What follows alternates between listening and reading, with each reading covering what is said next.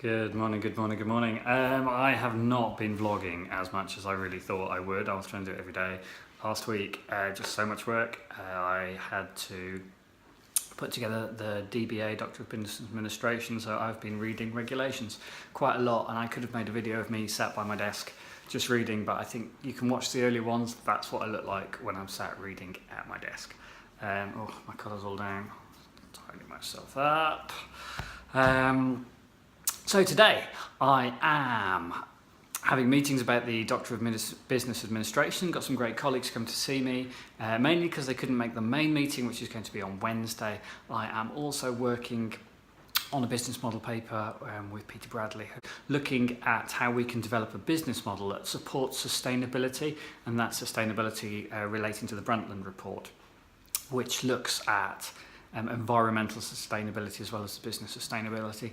So our real focus there, and Peter's really given us some good insight on how to develop that piece, we'll be looking at value in terms of value maximisation, which is the goal of most businesses, but their value maximisation is purely on the financial value, and we'll be looking at, well, can we look at the environmental, the social, the individual, and see where value maximisation might exist. So that's really quite an interesting insight, I hope, that's being developed into business models and business models frameworks. We're building on Osterwalder and Pigneur, the sort of market leader, if you will, in business model frameworks. Charles Baden-Fuller's work with Mange Martin and sort of what I call the TEAS framework, something I worked with Paul Tasker. We developed a 3-point business model, which is you've got a value proposition, things aren't inherently valuable, they're only potentially valuable. It's when you take them to market and people buy them and use them that value is realised in use from service dominant logic. And then obviously we've got to have worth capture, so that's the third prong of our business model framework. So how do we capture worth? It's got to be money at some point, because for any business to be sustainable you've got to have some income. So I'll be looking at that this afternoon. I do have a lot of meetings today, so that's what we've got planned. Well, it's been a really interesting day. I've been working on the paper with Peter Bradley on business models, really focusing in on value maximisation and value not being necessarily profit, but also all the other meanings that value can have. Working today on blockchain, looking at the potential application of blockchain to water management, water billing, water transfer for Oxfam in Africa. Really interesting. One of the issues, I've been talking to a great guy, Alan Sheriff, runs a company called Cbox, blockchain expert, and asking the question, is blockchain the right solution in that space? Now, he's really insightful, and we were talking about when should you use blockchain? And part of the question I had is actually, isn't a database okay here? Why blockchain? And he was saying, well, if there's no trusted intermediary, then yeah, maybe blockchain's a good solution. If there's multiple different organisations running it, then maybe so. But actually, if it's just a single organisation who is trusted, working with maybe multiple people who don't trust each other, then they act as the governance function, and then you don't need blockchain because it comes messy. Actually, in this case, there might be an application.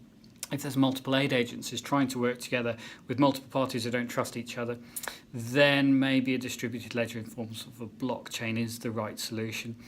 Something we're going to have to talk about. We've got a discussion about that on Thursday, but super interesting, really to understand the correct place to use a blockchain, because it's very sort of trendy at the moment. And actually there's often better solutions, simpler solutions, less complex solutions that you can use. We've also just had a meeting with Dr. Doris Schnitzel and Gareth Edwards, and we have been talking about the new Doctor of Business Administration that I'm going to be director of. And it's really great working with super people like them from the leadership team. The pair of them really contributed a lot of new ideas towards possible modules, developing this new idea for a very broad module that would bring in all the different disciplines from management and get people to really understand and study them in depth in terms of both the academia, the literature, as well as the research methodologies employed, and then contextualizing that and critiquing it with regard to practice. That sounds like a super interesting thing to do, so hopefully That will happen. We're going to talk about that on Wednesday at the bigger Doctor of Business Administration meeting. Hopefully that's starting to really shape up. So yeah, what else have I been doing? I've written my PDR report. I have done endless expenses. I have mentored. I've got a new mentee. That was great. Talking to her, understanding where she wants to go. So hopefully bringing new people through. That's a lot of fun. But yeah, it's been an incredibly busy day. It's 6:10 and I really need to go home. I've been here since 8:30, and I need to eat.